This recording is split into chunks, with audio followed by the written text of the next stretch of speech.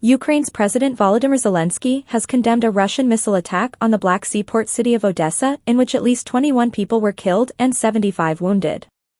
Zelensky said Russia would receive a fair response from Ukrainian forces for what he called a vile strike on a city that has been attacked by Russian drones or missiles almost every day this month.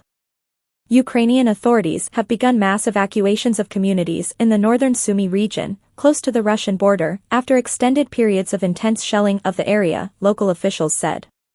Ukrainian drones struck 2 oil refineries belonging to Russian state-owned oil giant Rosneft in Samara region, Governor Dmitry Azarov said on Telegram.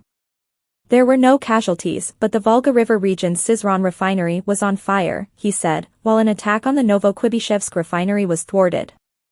Russia's President Vladimir Putin promised to punish Ukraine for what he said was election day shelling that struck civilian targets on Russian territory.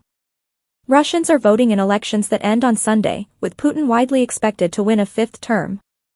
Sergei Kyslytsya, Ukraine's ambassador to the United Nations, said elections in the Russian-occupied regions of Donetsk, Kherson, Luhansk, Zaporizhia and Crimea, which Russia invaded and annexed in 2014, were illegitimate. Holding elections in another UN member state's territory without its consent is in manifest disregard for the principles of sovereignty and territorial integrity. Such elections have no validity under international law, Kyslytsya said in a joint statement with European Union countries, the United States, the United Kingdom and other nations. A UN Commission of Inquiry on Ukraine said it had gathered more evidence that Russia has systematically tortured Ukrainian prisoners of war, through rape threats and the use of electric shocks on genitals. Some Ukrainian prisoners were so hungry in Russian detention centers that they resorted to eating soap, worms and leftover dog food, the report said.